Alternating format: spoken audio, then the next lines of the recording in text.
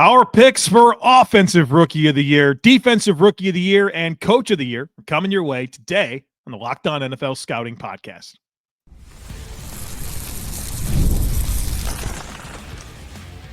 You are Locked On NFL Scouting with the Draft Dudes, your daily podcast for NFL and college football scouting.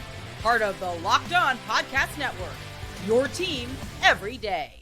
What's better than this? It's guys being dudes here on the Locked On NFL Scouting Podcast. We're the Draft Dudes. I'm Joe Marino from Locked On Bills. He's Kyle Crabbs from Locked On Dolphins. And we are your NFL experts here with you daily to talk team building across the league on the Locked On NFL Scouting Podcast with the Draft Dudes, part of the Locked On Podcast Network, your team every day. Want to issue a big thank you, shout out, and welcome to our everydayers. Those of you who never miss a single episode, we appreciate you all being here very, very much. Today's episode is brought to you by FanDuel. Right now, new customers can bet just $5, and if your bet wins, you'll get $300 in bonus bets to use across the app.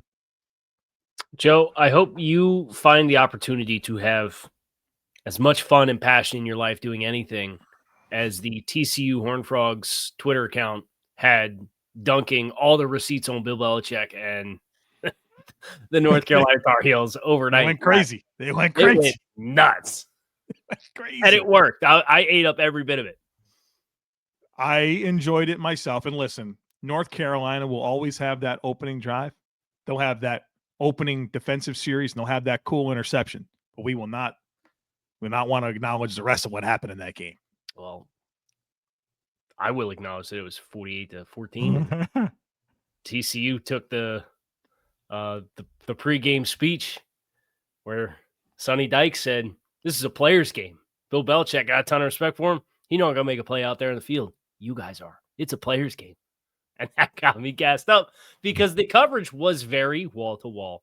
Bill, do you think Jordan Hudson forgot the streamers to go with all the balloons that went around the backdrop for the post-game press conference? Did you see that? I didn't see this. No. Oh, no. Joe. No, I didn't see this. Do you think I stayed awake? Boy, I went to bed at halftime. No. Here, I'm going to put it in the chat, and then we can move on because we're going to talk about offensive rookies of the year, defensive rookies of the year, and our coach of the year nominations. And needless to say, I don't think either one of us is going to be nominating Bill, but please look at the backdrop for Belichick. This was the post-game presser. Yeah, it's goofy. It's goofy, Kyle. It's It goofy as like hell. a gender reveal. Yeah, it's goofy. That's so goofy, man. I don't think Bill knew this was going to happen. Big balloons. That's goofy. Yeah, it was balloons, big business. Tar heel blue, navy, white. Okay. In front of the Jordan backdrop. Yeah. It was a great touch. I digress. But go ahead. Take the reins because I've sidetracked this long enough. Yeah. All right. Offensive Rookie of the Year, Defensive Rookie of the Year, Coach of the Year. That's the concept today. We'll start with the Offensive Rookie of the Year, and we'll reference our friends over at FanDuel, who has the favorite to be Raiders running back Ashton Jeanty at plus 250. Number 2 is Cam Ward at plus 300. The other AFC West rookie running back, well, I guess there's 3 of them, RJ Harvey, but this one's Omarion Hampton. He's plus 750. Travis Hunter of the Jaguars plus 1,000, number 5.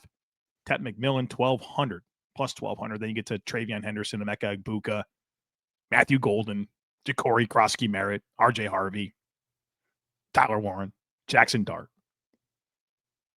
Is this just Ashton Jeanty and everyone else? Do you think that there's some contenders here? No, I don't think this is Ashton Jeanty and everyone else. I am smashing Travion Henderson plus 1,400. Ooh, you are? I'm smashing it. Is that your pick, or do you like the value? Both. Oh. Henderson, if Travion Henderson has a fully healthy season this year, he's so much more dynamic than, can we be honest, any of the other offensive weapons that we know what they are at this stage in Steph Diggs' career, and Kyle Williams as a receiver, and how developed is he as a route runner, and all these, like Pop Douglas is a good scheme touch guy, but Travion Henderson is a ready-made, pro-made, 3-down value Off-ball assignments are on point. He's a really good pass protector. He's got explosive speed. They're using him on special teams. His competition's Ramondre Stevenson. Mike Vrabel wanting to run the ball and play ball control and good defense. Come on now. Like, I just feel like it's a perfect opportunity and fit for a player where the competition, and that's not to say that Ashton Jeanty isn't in a good situation, but we got Brock Bowers you got to share the ball with there.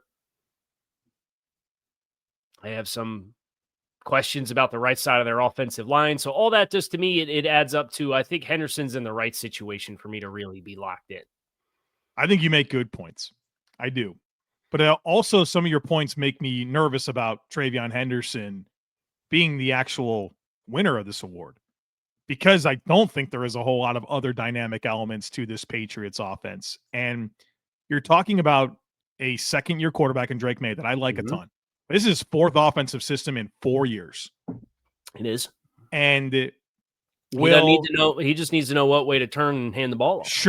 Sure. But I think defenses probably know that as well. They're probably not losing a lot of sleep about what else they have to account for here. But there's a home run hitting ability with Henderson. There is. That if there's not a lot of doubles, I think he can hit a bunch of singles, but then have enough home run ability that the raw numbers are going to be there for him to have a really good case at the end of the year. Ashton Jeanty is not my pick.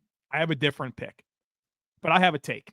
Okay. Ashton Jeanty has 75 more touches this year than Travion Henderson. 75. I thought about going 100, but then I backed it off a little. 75 is still a lot. That's probably. If that's 5 yards per touch, that's an amount of production that I think would make it difficult for voters to go with Henderson over Jeanty. Touch or carries? Touch. I might fade it for touch, but I would buy carries.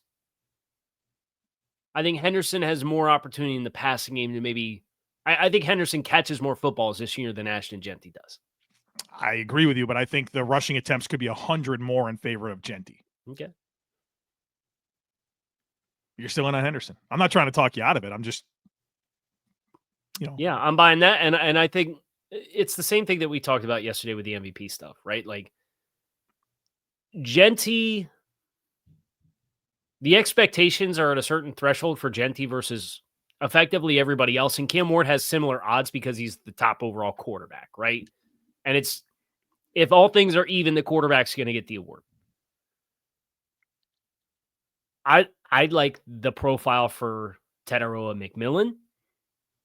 I think he's got the potential to put up the kind of raw production numbers that's needed to really garner attention, unless Jeanty is a top 5 back in football this year, which is very easily attainable for him. But I think that's the stratosphere where the voters are like, oh, Ashton Jeanty he only had 1,200 yards and 8 touchdowns this year, right? Like that'll be a great year. That's right. where the expectation, I think, makes it a problem for Ashton Jeanty. That's a compelling thought.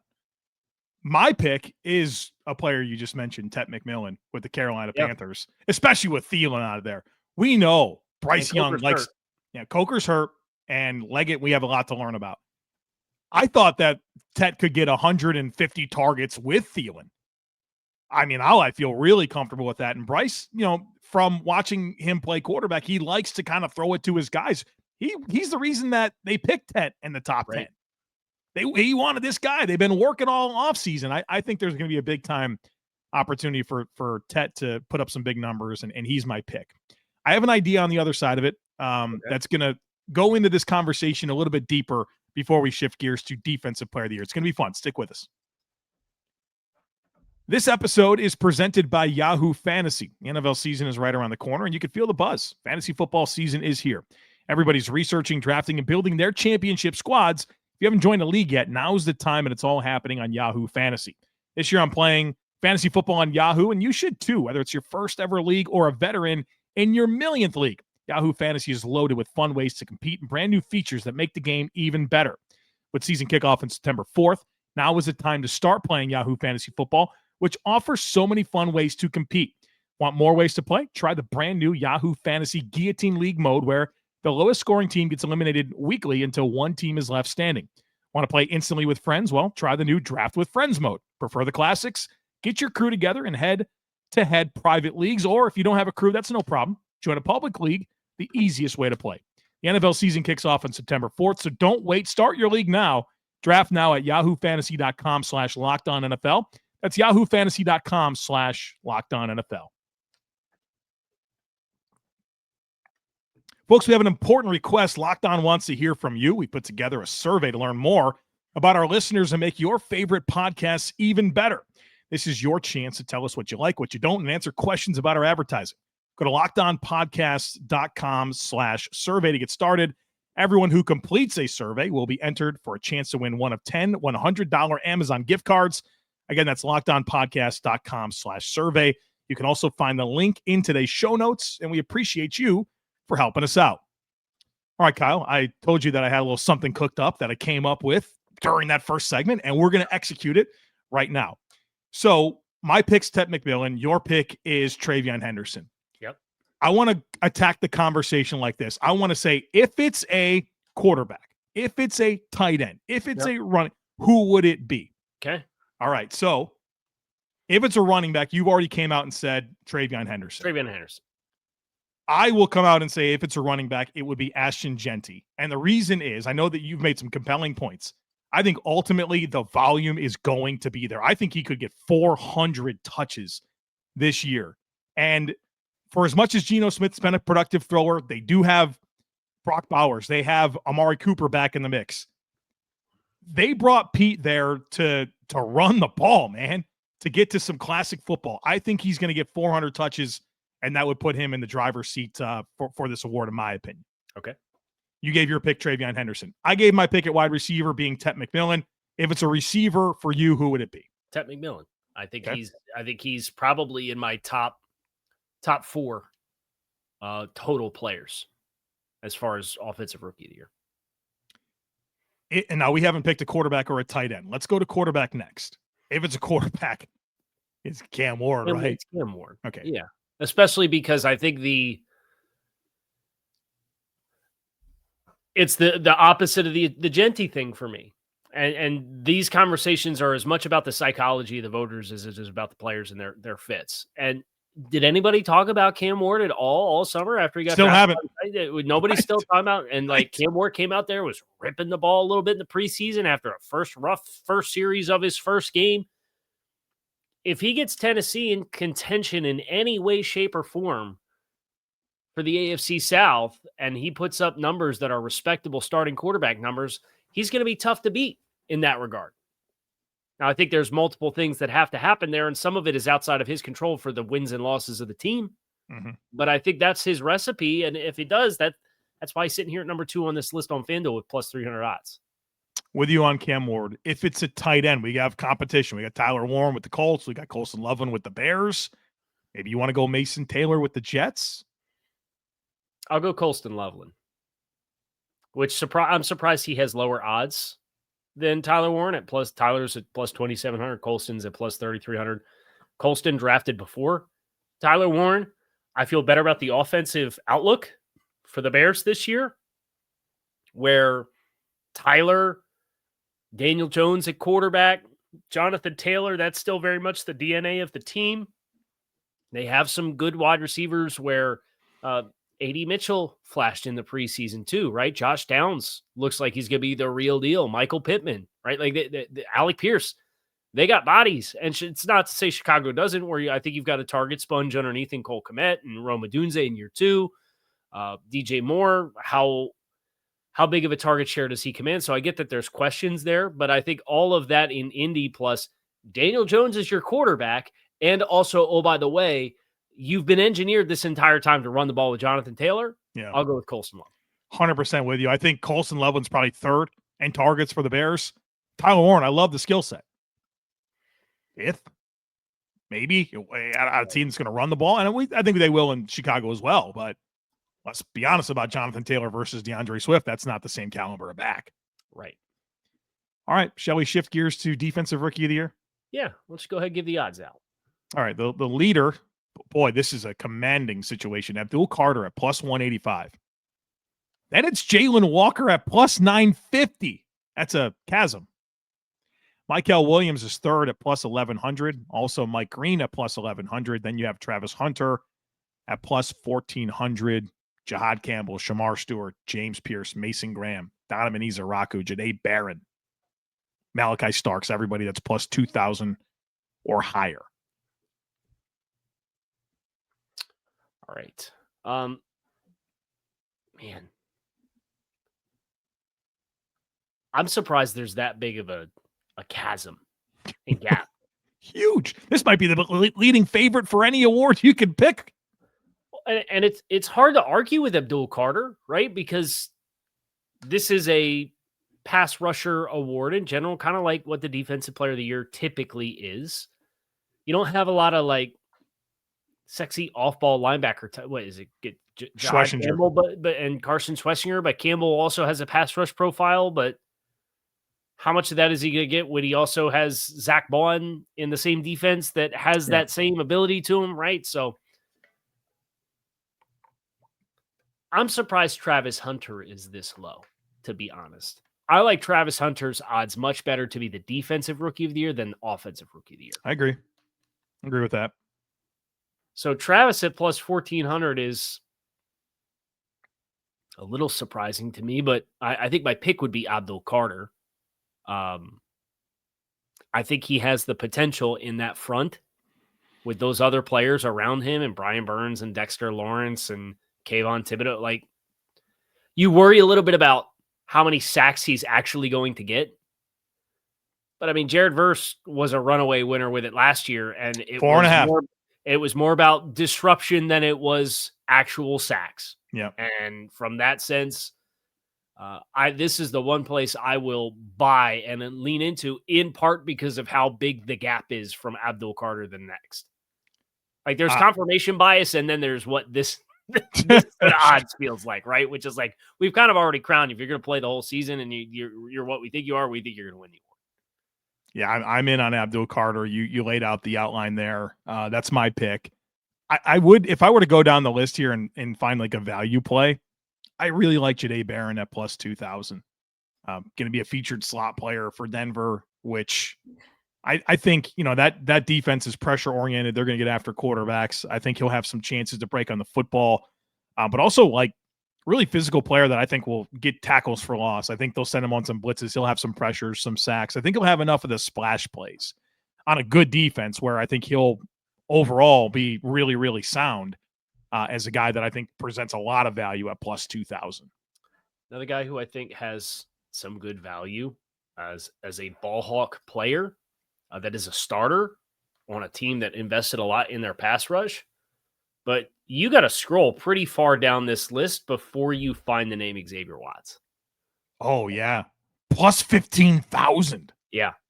Oh, that's a good like call. That's like a value play that I might throw a little bit on just because, like, he was a ball hawk at Notre Dame. He's the starting free safety. Now, Jesse Bates is back there. But if this pass rush ends up coming to life with the amount of resources that they've put into it, you tell me there's not a chance Xavier Watts has 4 or 5 interceptions this year and like maybe makes a couple big plays with them and maybe runs 1 or 2 of them back for touch. Like, I can see a path there because of the high profile splash plays. I think it's a good call out. I like Carson Schlesinger at plus 3,000 as well, man. Like, he's going to have a million tackles. He's going to have all the tackles. Are they just going to give it to him for the tackles, though? I mean, he could have 200 tackles, 15 for loss, get a couple of picks, a couple of sacks. I can see it. I like Will Johnson as well. I mean, he's going to be a call out at plus 2,200. And think about the infrastructure around him in the secondary with those safeties. They have a good slot player. They have a good front. I mean, I like that one as well in terms of value. Okay, Joe, we're going to do the same thing on the other side of the break. And coach of the year, and I got to be honest with you about something. I don't have a pick yet. So that conversation. Maybe we can talk our way through it. Boy, I'm struggling on coach of the year, so we got to land on something there. We'll do that here next, folks. Be sure to stick with us. The NFL season is almost here, and FanDuel is making sure you're ready for kickoff with a can't-miss offer. Right now, new customers can bet just $5, and if your bet wins, you'll get $300 in bonus bets to use across the app. I love using FanDuel because it fits however I want to bet, whether that's spreads over-unders, player props, same-game parlays, or even live betting as the action unfolds. Plus, you can get in on these futures bets. If you like some of these odds that we're talking about, they're really available right now over at FanDuel. And look, NFL football is already exciting. It's even more exciting when you have some action on it through FanDuel. It's quick, it's easy, and it's the best way to add a little energy to your Sundays. So are you ready to play? If so, download the FanDuel app now or go to FanDuel.com to get started. That's FanDuel.com to place that first $5 bet. If it wins, you get $300 in bonus bets. Hey, football fans, are you still paying full price for gas? Stop leaving money behind. Get real cash back every time you fill up with the free Upside app. Simply download the free Upside app in the App Store or Google Play right now and start earning cash at the pump today. Use our limited time promo code Touchdown. That'll get you an extra 25 cents back per gallon on your first fill up. You can make up to $300 a year just from buying the gas you already needed. At first, I thought it was too good to be true, but it's totally legit. Real people are getting paid real money just to make their daily commutes, and you can too. Plus, you can cash out at any time to your bank account, PayPal, or an e-gift card for Amazon and other brands. So don't let this offer drive on by. Download the free Upside app now by using our limited time promo code Touchdown for a limited time 25 cent per gallon bonus. That's promo code Touchdown. Offers vary by user and location. Go to upside.com for terms and conditions. All right, Joe, I have a question for you. All right. Actually, let's do the thing first on the other side, and then I want to go back to something that you said a little earlier in the show, if that's okay. All right. So, if a edge rusher wins the award this year, it's Abdul Carter. Yes. This is where it gets fun. If a defensive tackle wins Defensive Rookie of the Year in 2025, who is it and why? I think you got Mason Graham's the high pick. I don't know there. Kenneth Grant is part of this. Who else? The Bills are going to play 2 rookie defensive tackles and TJ Sanders and Deion Walker. Shamar Turner, are we considering him a D tackle? Probably. With the Bears? Yes. Walter Nolan's hurt. Derek Harmon's hurt. I think it's going to be Kenneth Grant. I loved what I saw in preseason, and I love what's going on with that defensive line with him. I'd pick Kenneth Grant. I think that's maybe a surprising name for some, but I think he's going to have Why? What is the world not know? 330 pounds. People look at his weight, and then they assume he's we had guys on the freaking beat Miami insisting this dude was a nose tackle until the 3rd week in August. Like, you guys are at practice. I can't. On there, the 3rd day of training camp, they broke up the nose tackles from the rest of the defensive tackles, and Jordan Phillips and Benito Jones go on one side of the field, and Kenneth Grant's over on the other side next to Zach Sealer. And they still, he's a nose tackle. No, he's not. Can't. No, he's not. Kenneth Grant, emphatically my pick. If it's not, okay. No, like that is the pick. There is no if it's not. And if Walter Nolan was healthy, I think maybe Walter Nolan, and if maybe Darius Alexander got some buzz in the preseason, that be an interesting name, but it's been quiet. Yeah. Carson Schwessinger at linebacker? I think so. Yeah, it was a light linebacker year, and he's prime for all the plays. Cornerback? I mean, I went in on Jahdae Barron, but Will Johnson, I think, is a good name to invoke. Travis Hunter, obviously. It was Travis Hunter, right? Yeah. Like, that's a tough one for me to kind of split between those 3. I'll go Travis Hunter. If he has that kind of stratosphere of year, I think everybody would be eager to give him some recognition. And I think it's more like, did you see the parlay odds for him to win both offensive and defensive? I have. That's it's plus 8. It's plus 8,000. Wow. I know Scott Barrett has come out and said that he becomes a millionaire if Travis Hunter is the NFL MVP. Oh. So, there you go. I know what he's rooting for. Yeah. I will go Travis Hunter at corner. You go Will Johnson, or you go? I'm going Jahdae Barron. Yeah, Jahdae Barron. Yeah. And then safety, I'll go Malachi Stark. No. It's Starks or Watt, right? Watts. Who else is really? I think there's so many ball hawks in Baltimore's defense I'm gonna go with Xavier Watts. I think it's the right situation. What about Andrew Makaba? Or is that how you say his name? Makuba. And I really like Drew.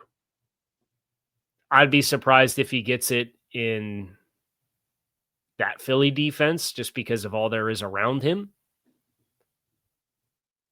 Kind of the same thing with Baltimore, right? Like you got absolute killers in the front seven. You got really good corners. Philly's got Quinyon Mitchell and Cooper DeJean. I almost think the depth of the units hurts them. Kevin Winston healthy? I think he's still on kind of like a program working back. Because that'd be a fun one. I'll go Malachi Starks. I think he's the best safety, and he's on a great defense. I think he's the best safety too. Now, I want you to name a rookie running back, and I'm going to tell you how many carries or how many touches they had their rookie season. Just name a running back. Just an NFL running back? Just like, hey, this guy had an amazing career. Hey, this guy was really productive. Hey, this guy was a first-round pick. I like LaDainian Tomlinson. Is that one? Yep. Okay. You want to start with LaDainian Tomlinson? Sure.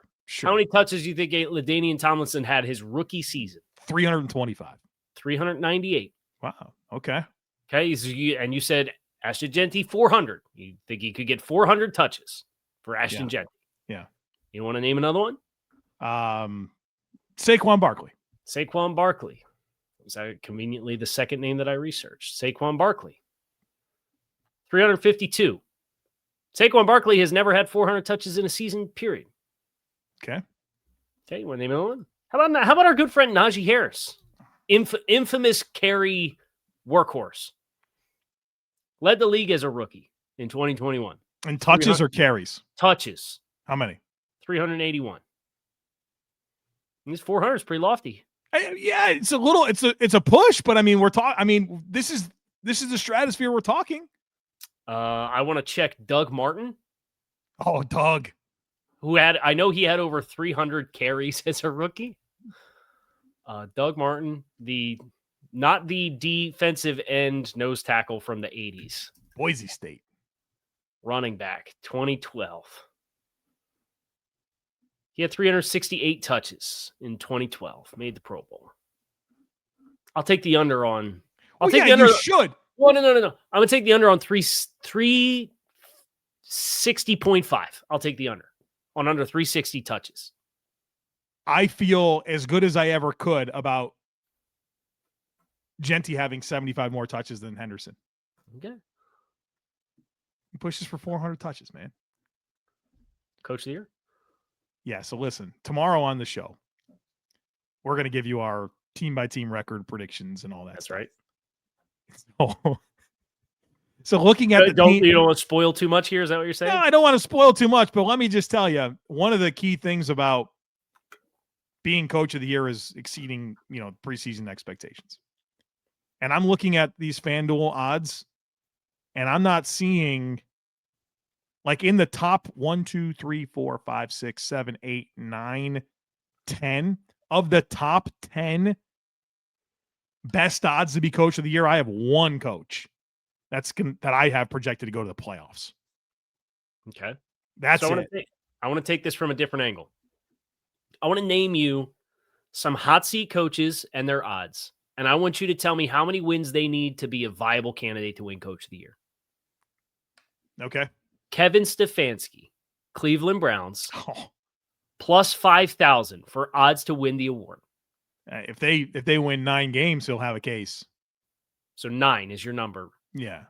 I don't think 9 wins and not making the playoffs gets you the coach of the year, but I think that's the minimum. So Brian Daboll, New York Giants, is plus 3,000. So he's almost half the odds of Kevin Stefanski. How many wins does Daboll need to have a viable candidacy for coach of the year? I think you got to go to the playoffs if you're Daboll this far into your tenure. 10 or 11 wins. There was a 10-win NFC team that didn't make it last year, so 10 or 11. Mike McDaniel, Miami Dolphins, who in many books is the odds-on favorite to be the first coach fired this year. Yeah. He's plus 4,000, so he's sandwiched between Daboll and Stefanski. How many wins does Mike McDaniel need to be a viable candidate for coach of the year? I worry that this is a little bit like the Jared Goff conversation that we had yesterday. where I don't know. I don't know that there's a path for him. But if they win 11 games, if they get to the playoffs, I think 10 or 11 wins and go to the playoffs, I think he'll have a case. That would be a legitimate case. Yeah. Shane Steichen. Shane Steichen has the best odds of any of the coaches on this list to win Coach of the Year. Well, yeah, you do the thing because you do. It's the Kevin O'Connell path, right? You take some quarterback that's been a bozo, and you make it work, and you go to the playoffs and win a bunch of games. Like that's what they're forecasting. Are they forecasting that for the Colts with Daniel Jones? I'm saying that would be his path, right? Like that would be the Shane Steichen gets good quarterback play out of Daniel Jones and gets the Colts to the playoffs. Like I think that could probably get you coach of the What's year. more likely, that to happen with the Colts or for Kevin Stefanski to win 9 games? I don't think any of this is happening. Or for Brian Daboll to win 10 games? Or for Mike McDaniel to win 10 games? I think the most likely is probably Mike McDaniel because he's the won 10 games. Steichen's got twice as good odds. McDaniel's in games that Tua starts and finishes, like his win percentage is as good as Andy Reid's. It's like a 60% win percentage. Yeah. That's why everybody, when they talk Dolphins, they want to talk secondary. They want to talk Mike McDaniel. They want to talk offensive line. I just want to talk about how many games Tua is going to start. Because if he starts 17 games, they're probably going to the playoffs. I don't know he's going to. But to me, that's the number one talking point. The proof's in the pudding. If he starts and finishes games, they got as good a record as anybody. Now, I want to name you the top 4. I want you to tell me which one's the most likely out of Ben Johnson, Mike Vrabel, Liam Cohen, Aaron Glenn. I think it's Mike Vrabel because I think Mike Vrabel will be able to tell the story of we had the greatest win improvement year over year. Right? If they win 9 games, that might be the biggest win total. Yeah. What do you think another team's going to have a bigger boost and wins year over year? That'd be a good claim for him. That's probably a good claim for anybody who, if you have better than 5 wins this year versus last year, yeah, I think anybody who lays claim to that amount, and I've got what they won 4 games last year, 3 games last year, 4. I think 4. Yeah, I mean, I'm gonna have them right there. So, and we're 4-13, and let's be honest, Vrabel's a bit of a darling, right? Like, with as bad as things got in Tennessee towards the end, did Mike Vrabel, outside of maybe Titans fans that were privy to like his individual strengths and weaknesses, did the casual football fan or did the national media, when they talked about how bad the Titans got, did any of it ever go to what Mike Vrabel did wrong? Or was it when they traded A.J. Brown for Treylon Burks? Yeah. And Ryan Tannehill got old and the offensive line got bad, and that was it. Totally agree. I think that's a great point. So I made my pick. Your pick is who? Mike McDaniel, because he's the only coach in the top 10 of highest odds that I have going to the playoffs. I love it, Joe. I'm going to go. That's literally the only reason. I'm going to go Mike Vrabel, though. Smart. So there you go. I'm riding the Patriots high. I got Travion Henderson. I got Mike Vrabel. I know. Can't wait to see you predict them to win the East tomorrow. Come on back for that. 13-4, baby. That's going to do it for us here on the show. Kyle Crabbs, Joe Marino. Appreciate you guys as always for checking out the show. Make it a great rest of your day. We'll be back tomorrow with our 32-team record predictions for the year ahead. We hope to see you then.